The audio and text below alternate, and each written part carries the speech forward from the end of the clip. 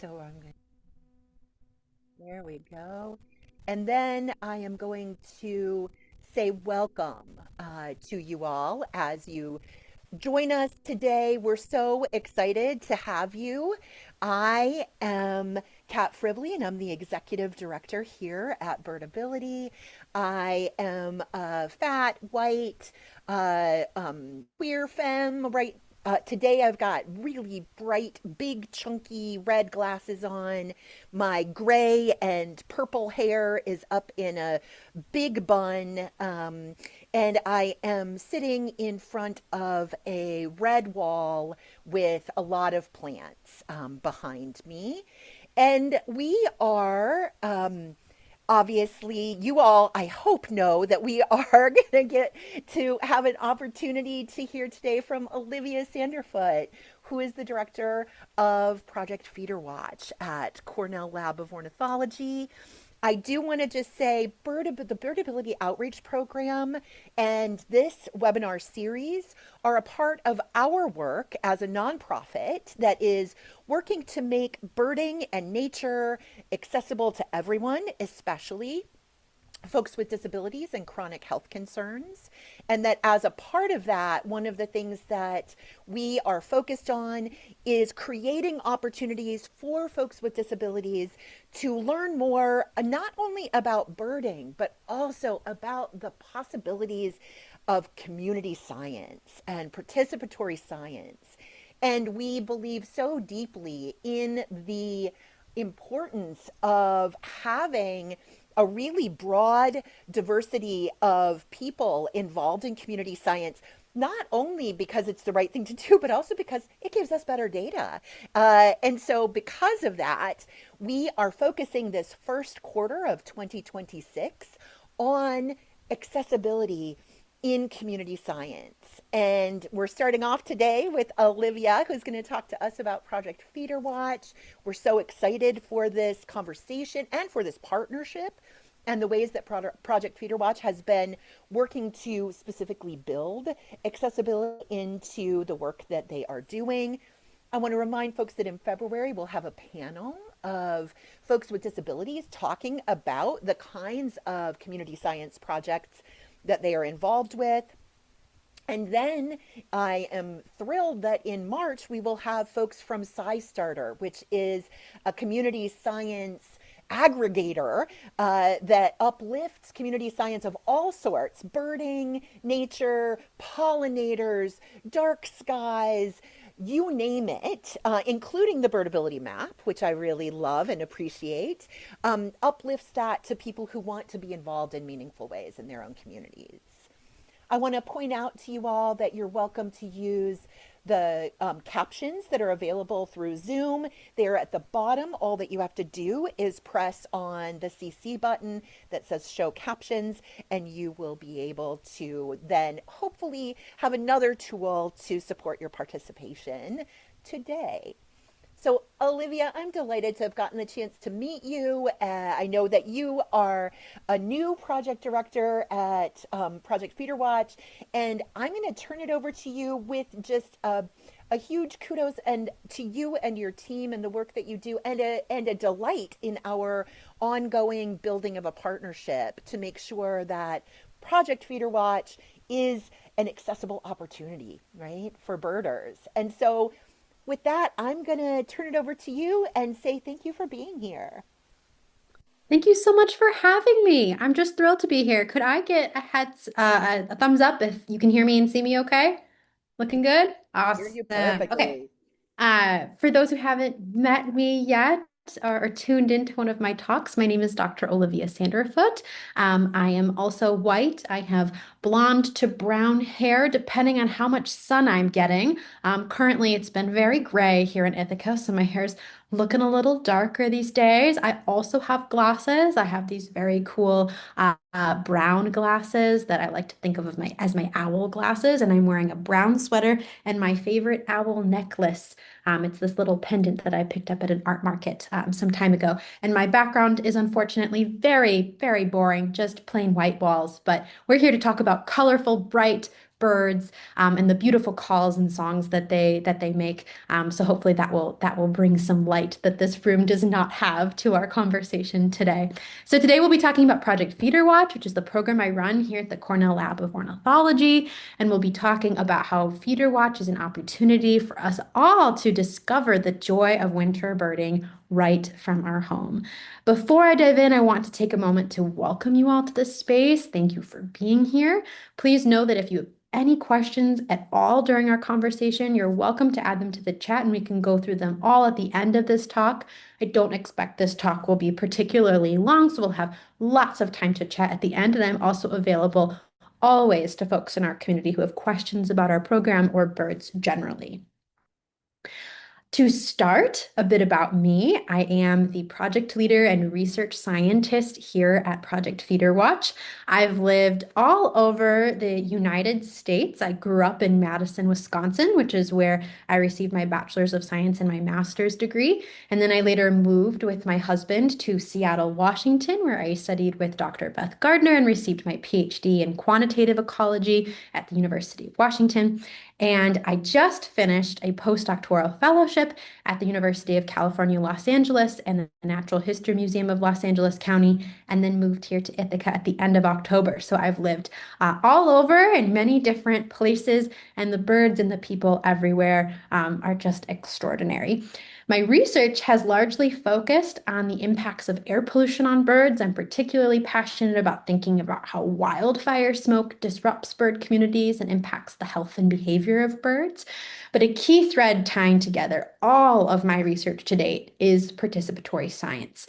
I think participatory science is the key to unlocking so many mysteries in the world of birds. It's just not possible for a single scientist like me to be everywhere that birds are. So we are relying on members of the public, the community, to help us fill in those gaps and collect these extraordinary data sets that allow us to be in places that we cannot travel to and cannot get to know the birds in. So thank you all for being here and for considering joining FeederWatch, perhaps, and helping us build one of these extraordinary data sets. My most recent favorite bird sighting is a blue jay. I have a young son. He's 22 months old, so almost two. He's getting big, and he loves watching the birds at our feeder with me. And one of our favorites is the blue jay because it makes this loud thunk sound when it hits the window feeder. And we know that the blue jay, this heavy bird, has arrived. And it's just so fun to see its colors up close and to hear its cacophony. So that's our favorite bird sighting at home. So I'd like to share a bit about our program and our research and walk you through how to participate. I'd like to comment on some accessibility aspects of the program as well as the mental health benefits of participating. And then I'd be happy to answer your questions about FeederWatch or winter birds. So Project FeederWatch is an international participatory science program. We document winter birds in the United States and Canada. And this program is really, truly open to all. And that means that regardless of how much birding experience you have, you are welcome to join our team and help us document the winter birds of North America. We have young families participating. We have folks who have been engaged since this program's inception, still collecting data. We have folks of all ages and backgrounds joining us each winter. We've got many K through 12 classrooms participating, community centers and libraries building programs around the FeederWatch materials and our methods. And it's just fun to see the diversity of people who are engaged. We love hearing their stories. This is an experience that people tend to share with their friends and family, which I think makes this program really special in the bird world. And so when we say winter birds, we say November through April. So that's our study period. So depending on where you are in North America, your winter birding experience might not feel much like winter during November through April, but that's okay. We've picked November through April as this time period that's encapsulating the winter portion of birds' life history strategies, generally in North America. But if you live in LA, you might have sunny blue skies and warm weather. And if you live here in the Northeast, you might not see the sun for a while. And that's okay. It's not about winter weather, it's about the time of year that is winter in North America. And the data that we collect is used to study the presence and absence of birds and the abundance of birds across the continent. We document birds where birds are. We document birds in our yards, our nature centers, and our parks. Folks can choose their own count site. So this can be a place that is accessible to you, that is personally meaningful to you, a place where you already love birding or a place that you would like to start birding. The only thing we ask is that your count site should include some features that attract birds. That's something that is specific to the FeederWatch protocol. So this shouldn't just be, a parking lot next to your office building. This should be a place where we're providing trees or plantings, water features like bird baths or feeders. Certainly, that's not an all-inclusive list, and you might also not have any of those things, but there is something else that you're providing to birds, but there's an intent there to attract birds. That's what makes a FeederWatch count site. You're welcome to observe birds from indoors at a window. That's how I participate in FeederWatch with my son. But you can also document birds outside. But the idea is to keep that place, that vantage point, as consistent as possible throughout data collection. Through FeederWatch, we've built an incredibly impressive data set. I've pulled out some of last year's stats to share with you all today. Last year, so that was the 2024 to 2025 FeederWatch season, we engaged 34,711 participants. Together, they submitted 245,126 checklists, which amounts to over 357,000 hours of birding at minimum. And together they observed 473 species. So really just a tremendous data set. You can imagine if we're doing this year after year after year, we really do have a treasure trove. And I'm so excited that we're planning our celebration of our 40th anniversary this upcoming season for the 2026 to 2027 season of FeederWatch, so that we can really reflect on 40 years of data. This is one of the longest running participatory science programs, but I think more importantly, it's really become a treasured wintertime tradition for a lot of folks in the birding community. It's something that folks look forward to. It provides a very unique birding experience. There's a ritual there. There's a legacy to be part of, and I think folks respond very positively to that. We have both research goals and engagement goals at FeederWatch. From a research perspective, we are most interested in tracking trends in winter bird populations and making sure that we are keeping tabs on how winter birds are doing over time.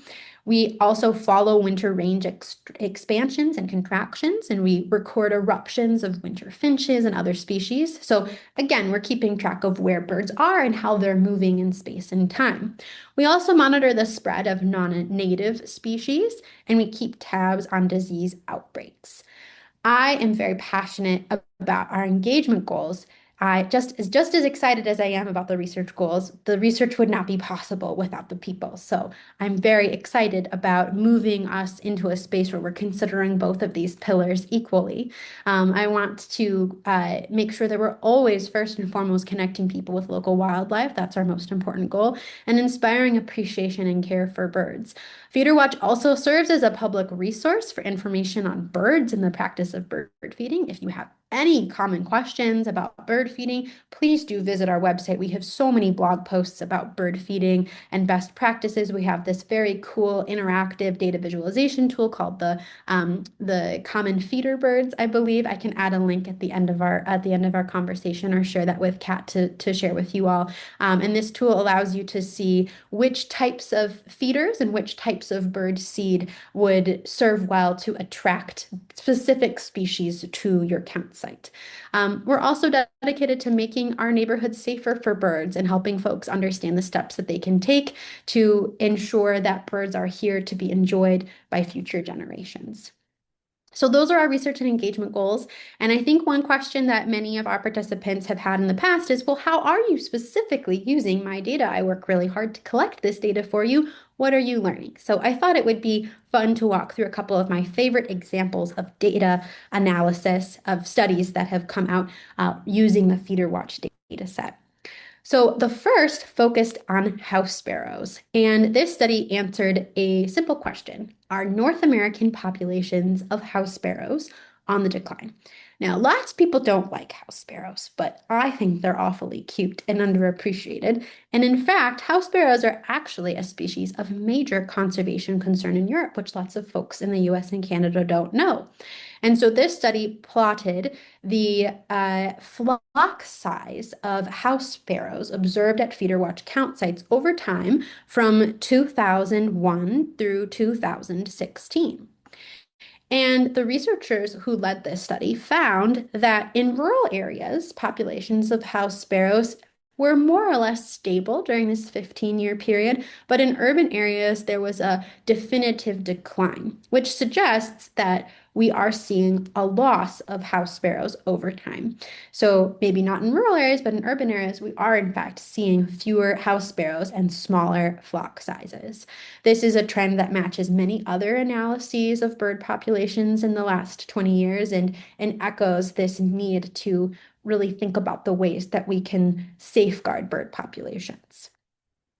Another great example of the use of this phenomenal data set generated by participatory scientists is one that looked at range expansion of Anna's hummingbirds. So this is a gorgeous picture of an Anna's hummingbird living in a much more snowy scene than I think folks typically think of with Anna's hummingbirds, and this will explain maybe why that is. So in this study, folks compared the observations of Anna's hummingbirds by feeder watchers and the number of Anna's hummingbirds observed in each count between 1990 and 1997 and 2006 to 2013. And in this map, you can see that there are many Anna's hummingbirds observed throughout California and into Oregon in 1990 to 1997, but Oregon and Washington, those two states, were largely without these hummingbirds during the winter time. But that all changed in this next time period, 2006 to 2013. We see this influx of Anna's hummingbirds and relatively large counts of them too. And when I stumbled across this paper, which was published in 2017, I was delighted to have an answer to this question of are we observing Anna's hummingbirds in these more snowy scenes? Now it doesn't snow a whole lot in the Pacific Northwest, but every once in a while we got a good dusting when I lived in Seattle, Washington. And so it was nice to have this explanation. And honestly, I saw these birds quite often when I lived there. And it's fun to think that I was able to interact with this species that didn't live there previously, and really had moved just before I arrived.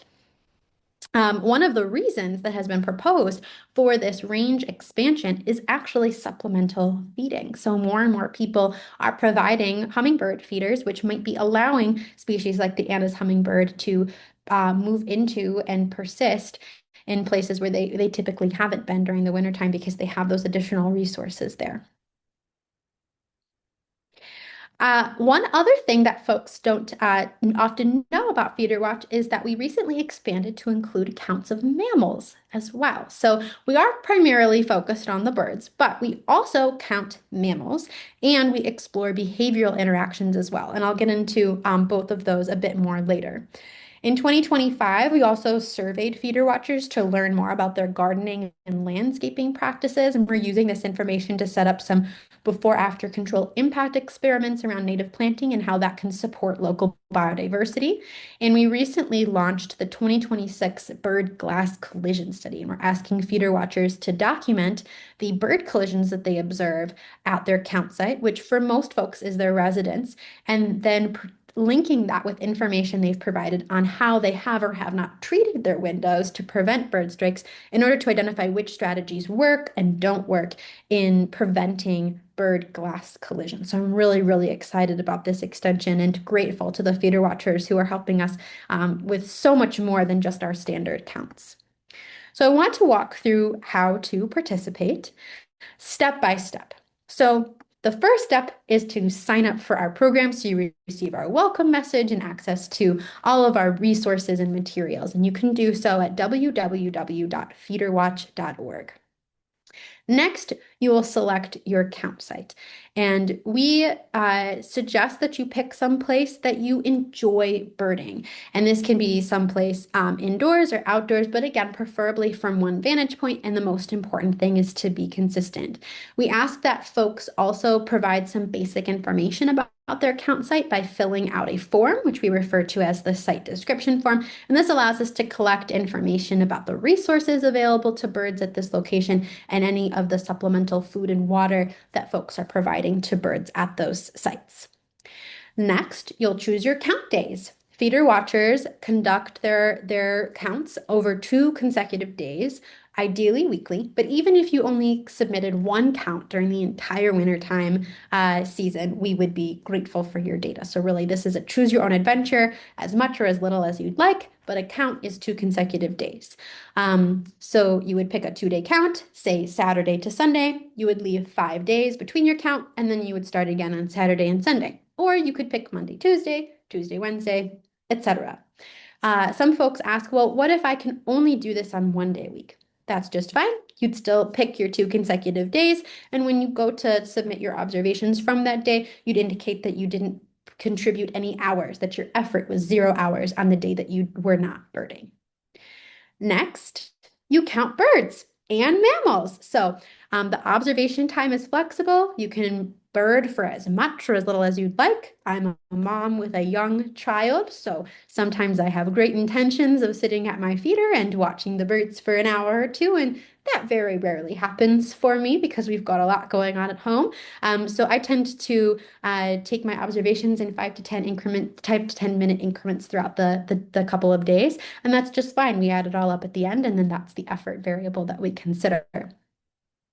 Let's talk more specifically about what we count. What does a feeder watch count look like?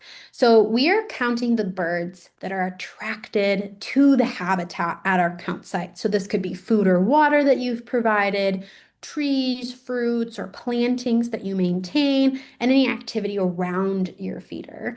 So we want to think about any predatory birds or tag-along birds that are following the birds that come to your feeder, even if they themselves are not attracted to those feeders. So this allows us to think about the birds that are in our count site that are interacting with this space that we think of as a spot for birds. So let's say on day one, you observe this pine siskin at your feeder. Well, we're going to record the maximum number of each species of bird that we see at any one time. So in this case, I see one pine siskin, so I'll jot down, okay, I see one. Right now I see one. Then on day two, we're looking out at our count site and we see this. Now there are 6 pine siskins at this feeder. So if my count site was just this feeder, that was the only thing that I was counting, the birds that come to this feeder, the most pine siskins that I saw at any one time over day 1 and day 2 was 6. So I would record 6. This final count, again, is the largest number for each species over both days. This is probably the hardest part about participating in FeederWatch. Folks want to tell us about all of the birds that they see at their count site. And we love that you have seen more birds outside the context of your 2-day counts than is reflected in your checklists. And we love that you know that one of those pine siskins is Larry and Larry is not David, and that pine siskin over there is David. And you know that Larry and David were not both at the feeder at the same time. But just as much as you know about the birds in your count site, we are trying to keep this consistent across all of the count sites. So we don't think about the individuals, we just think about the maximum number. We also do not count birds that fly over our count site, and we don't count those birds seen on the non-count days. For mammals, we follow the same protocol, but we have far more general categories. So even if you're not a mammal person and you don't know that much about mammals, I think you'll be able to help us out with this effort too. So for example, if you see a squirrel, it's okay if you don't know that it's a gray squirrel. We just write down squirrel. And I'm not a mammalogist. I know very little about mammal ID, and I think this is really fun. I can note the squirrels and the bunnies and the chipmunks that I see in my backyard, even if I can't identify them to species. And we're using this data to help us learn more about the interactions between mammals and birds. FeederWatch also allows folks to record and document behavioral interactions that they observe between species at their count site. Now, this isn't required, so if you're not interested in documenting these, you can still submit your counts, no problem at all. But it is a really fun, cool data set that we're generating and very unique within participatory science. So we think about two main behavioral types. We think about displacement and we think about predation. So displacement occurs when one bird, the source, tries to take over a resource occupied by another bird, as seen in this photo of a northern flicker coming in and displacing a European starling at a tree stump. Now, a resource could be food, a good perch, anything that one bird wants and another bird has. So the first bird comes to try to take it. Predation is fairly self-explanatory. In this case, one bird, the source, attempts to capture another bird, the target. So in this case, I believe that's a sharp-shinned hawk. Yes, a sharp-shinned hawk has predated a European starling, and this was a successful interaction from the sharp-shinned hawk's point of view. So we sign up, we select our count site, we choose our count days, and then we count the birds and mammals, and then it's time to submit our data. When we submit our data, we provide our counts as well as an estimate of the time that we spent birding. And then we also ask for information about snow cover. So for folks who live in places where there is snow, you'll provide an estimate of how much snow is on the ground. If you don't live in a place where there's snow, you'll just say 0. And again, we're using this information to learn more about how changes in the environment, changes day to day in weather and climate are impacting birds. You can submit your data online, on the web, or via a mobile app right from your phone. Either is totally fine.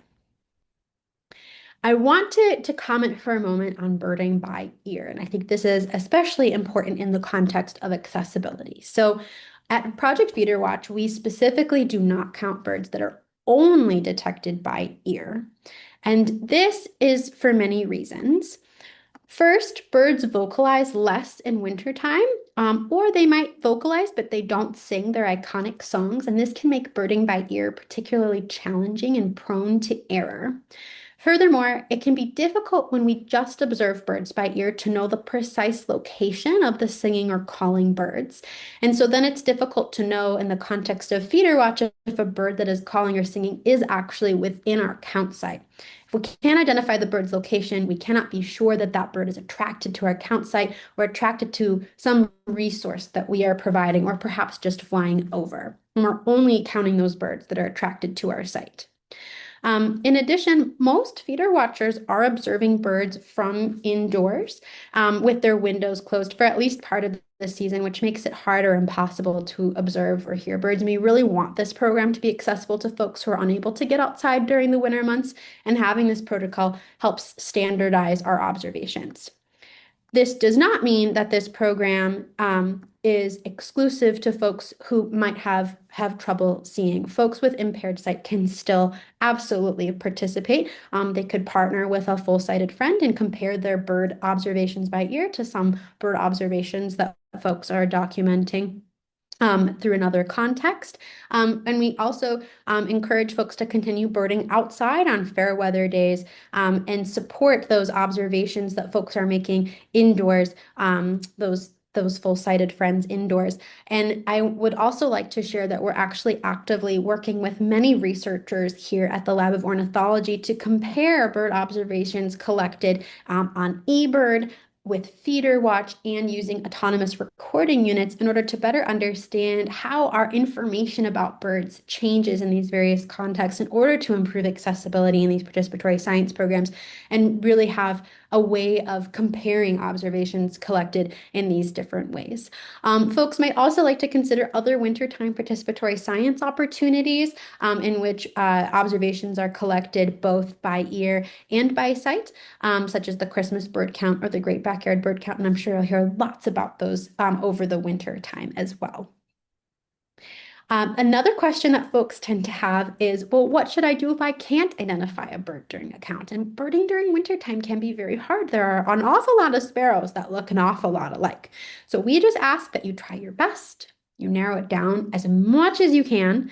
I always recommend taking notes first and then investigating later. So you're writing down all of the things that you are thinking about when making that observation, little notes about the size or behavior or color of the bird, and then you can look it up later. We have many resources that we recommend, including field guides, Merlin Bird ID, side-by-side comparisons, and all about birds.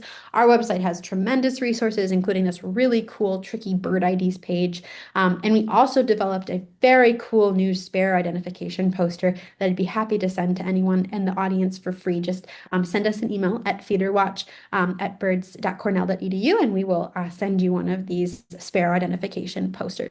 You can also email us if you have questions. We have a whole team of people who answer questions directly from participants to help folks with bird ID.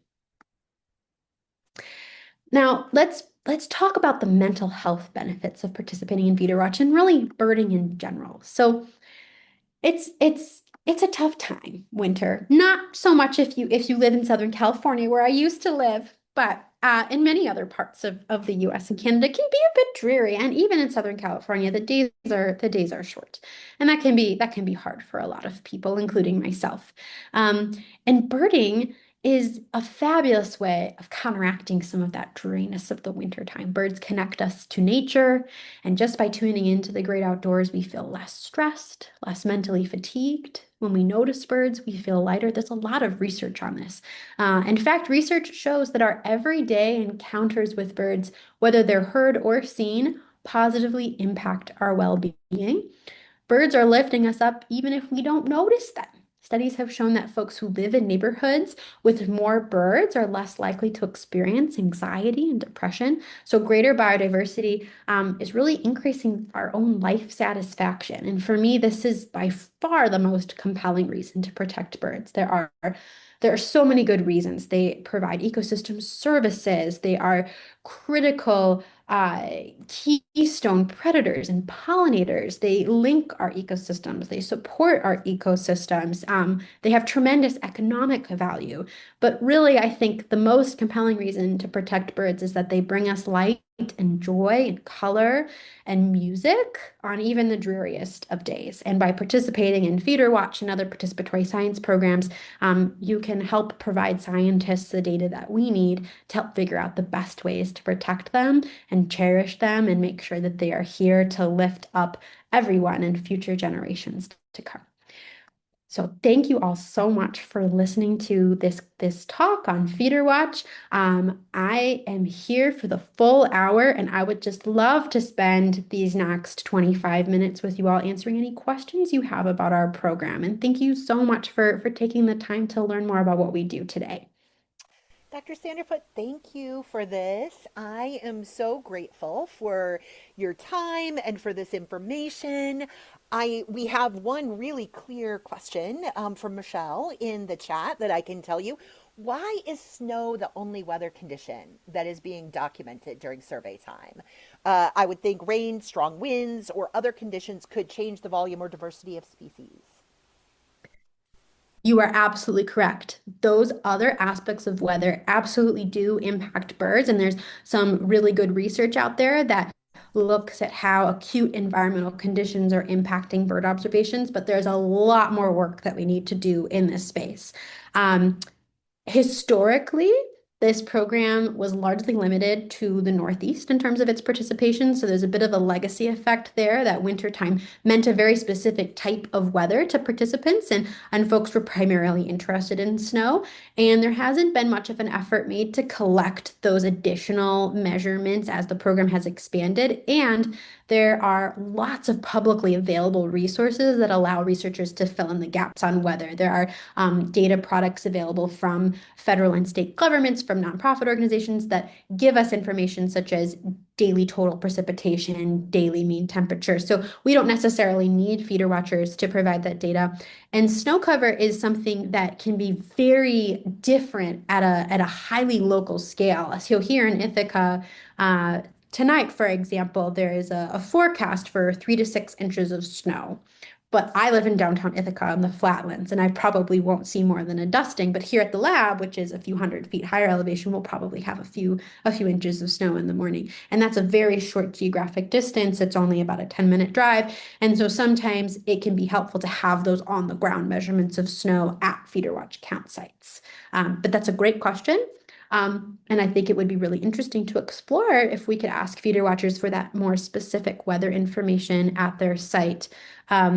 If we do that, that is another ask. So that's something I'm very cognizant of when I add anything to the ask, right? This is something that we're asking folks to do with their free time. And lots of folks don't have much free time. And so we want to be careful that when we change our survey protocol, if we have another ask, it's for a really good reason.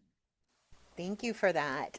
Bev is wondering if you could share more about how, if you could remind folks and maybe put in the chat how to send for the Sparrow ID information. I know Sparrow ID remains sometimes a challenging thing for folks, and I know that you would probably have some takers on that. Absolutely. Yeah.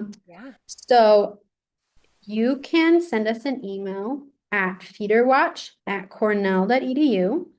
Uh, Previously, we have only been offering the Sparrow poster to folks who are actively registered in Yep. FeederWatch, but I am happy to share this research more broadly with the Birdability community. So just add a note that you attended the Birdability talk. That way, my team doesn't prompt you to sign up if you're not interested. If you're only interested in the Sparrow poster, we're happy to provide that to this audience specifically. Although I would also love for you to sign up for FeederWatch if you're interested, but happy to share the poster widely.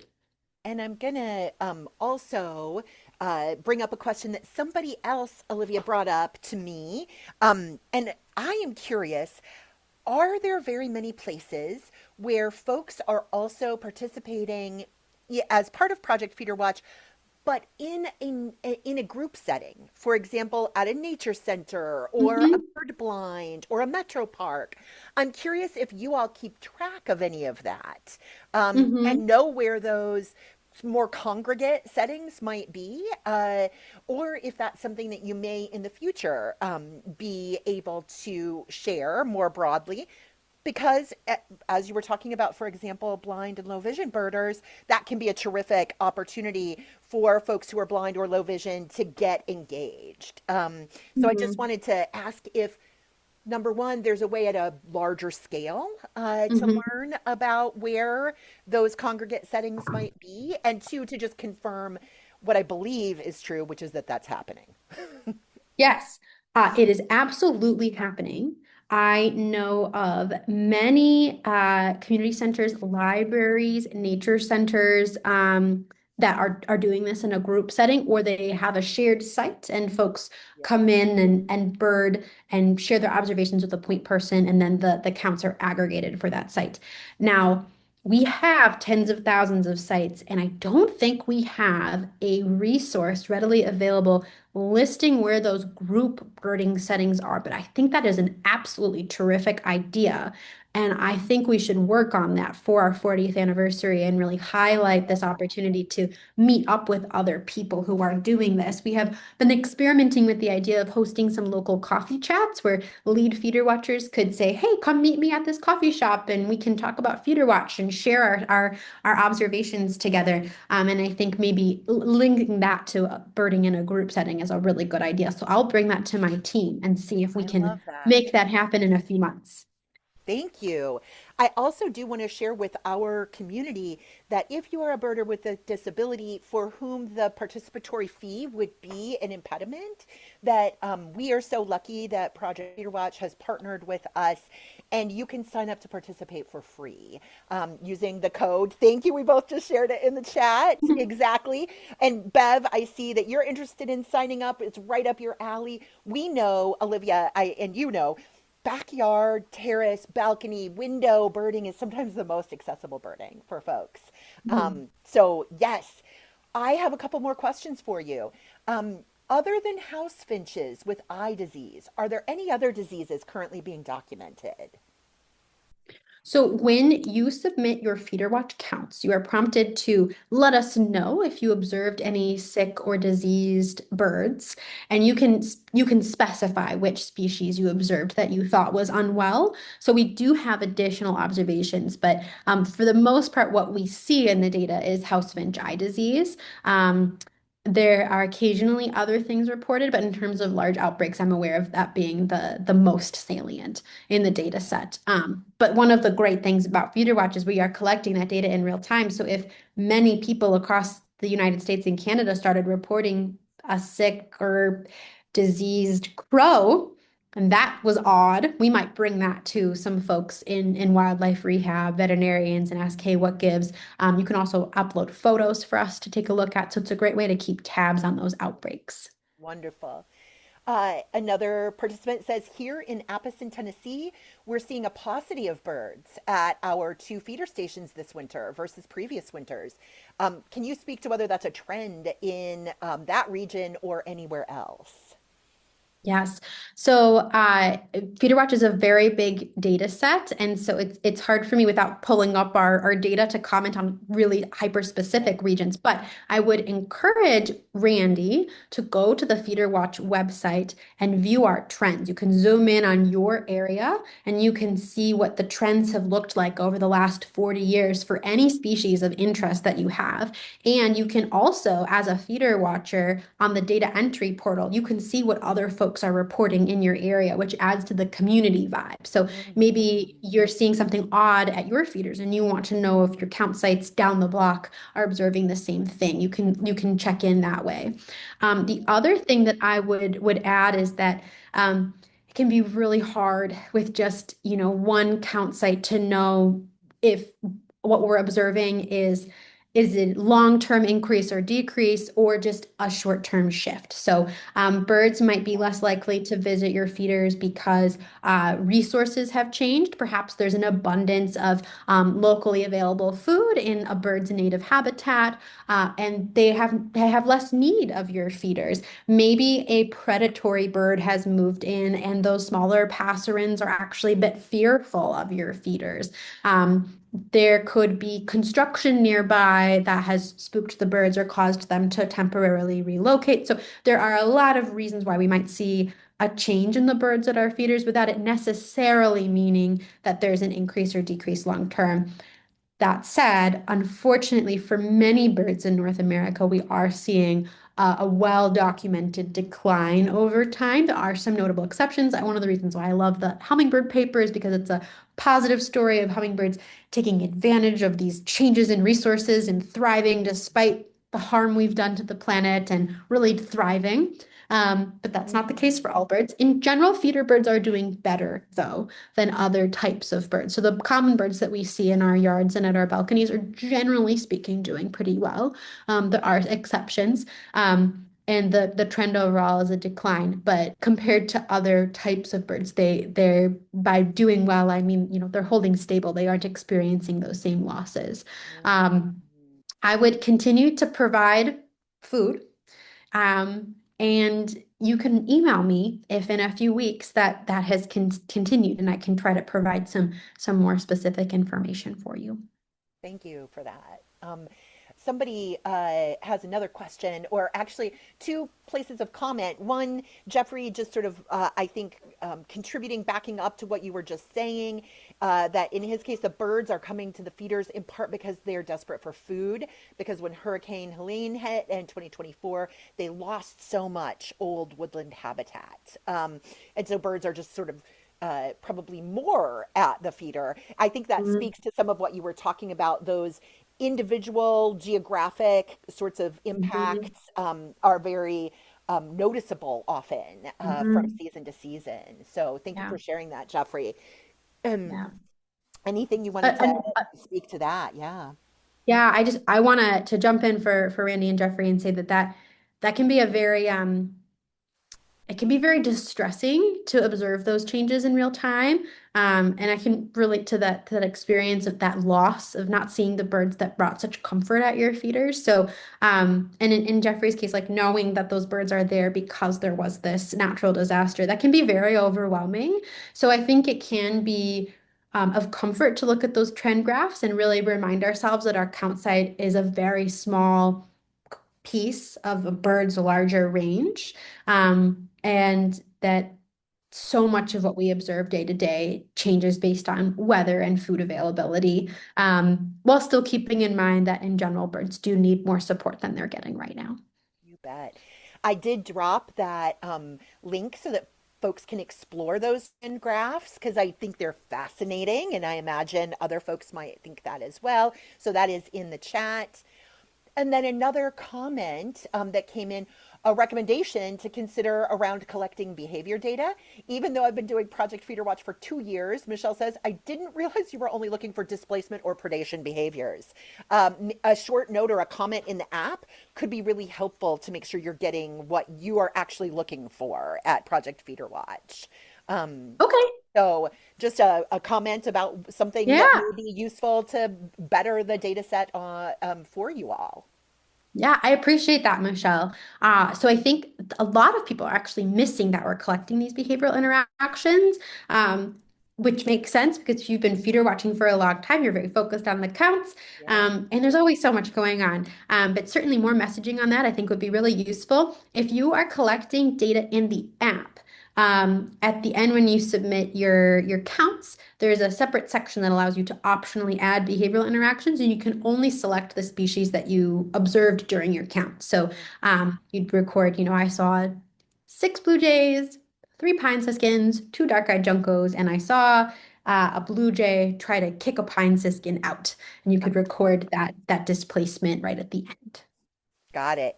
I'm really curious. This is sort of an question that I'm not even sure what exactly my question is, but I was fascinated to hear that you all are now adding some pieces around the bird glass collision.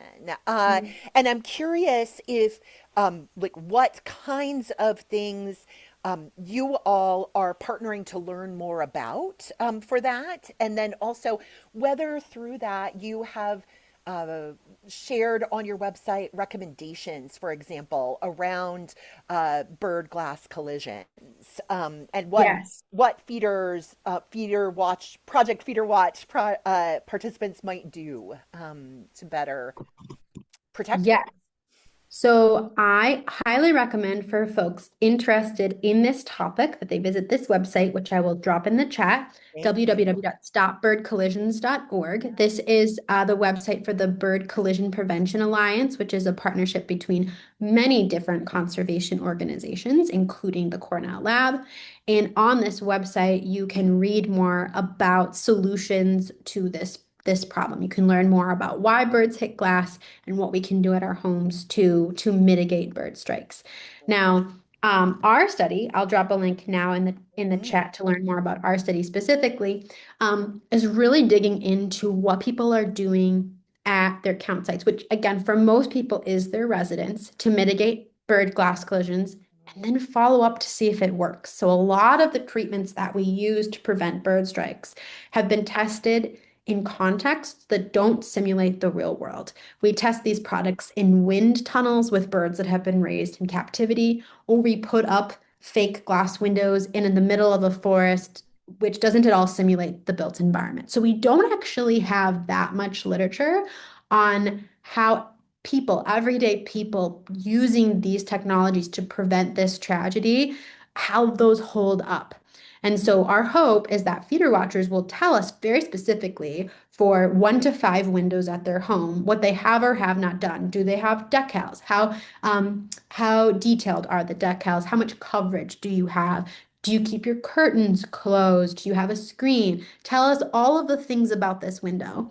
And then tell us over the next 6 months if you observed any collisions. And each month you'll let us know how many collisions you observed at those windows. And we'll put that information together to learn what works and what doesn't. We ran this as a pilot study with 600 feeder watchers last year. And we learned that really something is better than nothing. So anybody that did something to try to help, that was useful. But that some methods were better than others.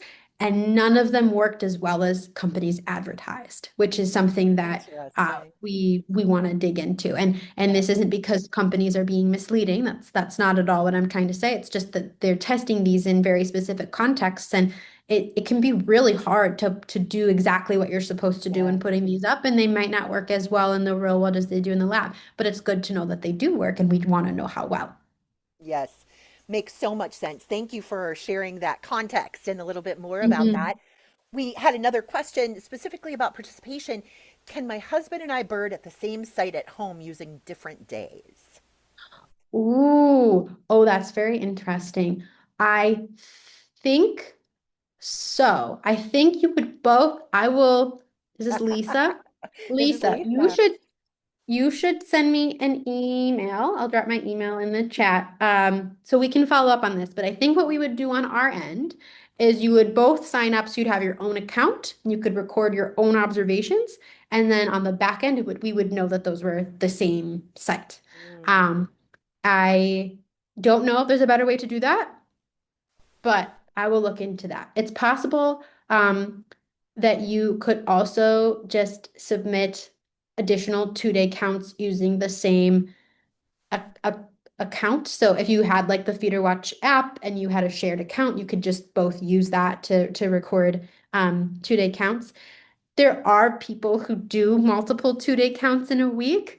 mm, We ask that folks separate this out by a week, mostly to keep the data consistent so that we're leaving the same number of days between each survey. But I don't want to discourage anyone from collecting data. And if you have more data, the worst case scenarios will thin it at the end. So we keep the effort consistent across sites. But we would still use all that information when thinking about the trends and monitoring disease outbreaks and that sort of thing. But if I think of a better way to do that, I will let you know. And if you could email me, that would be a big help. awesome. Thank you for that. And Lisa, now you have Olivia's email, so you can directly do that. Somebody private messaged me and said, any chance that this will ever be integrated with eBird? That's a really good question. So I think it's important that folks know that we are very collaborative here at the lab. So I have many friends and colleagues who work in the Center for Avian Population Studies, which is where eBird is housed. We're here in the Center for Engagement in Science and Nature. So we're all working together to answer questions about birds. And when we do things like build the State of the Birds report, we're pulling data from all of these programs.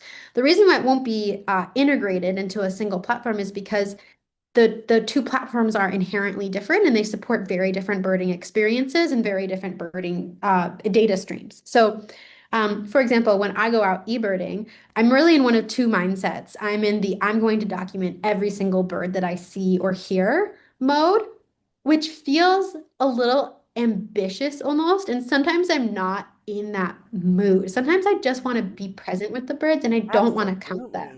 Absolutely. But then Yes. maybe when I'm walking, I'll see a cool bird or I'll hear a cool bird and I record it as an incidental checklist on eBird. Yes. Like I just want the folks at eBird to know that I got that, but I don't Yeah. want to keep count.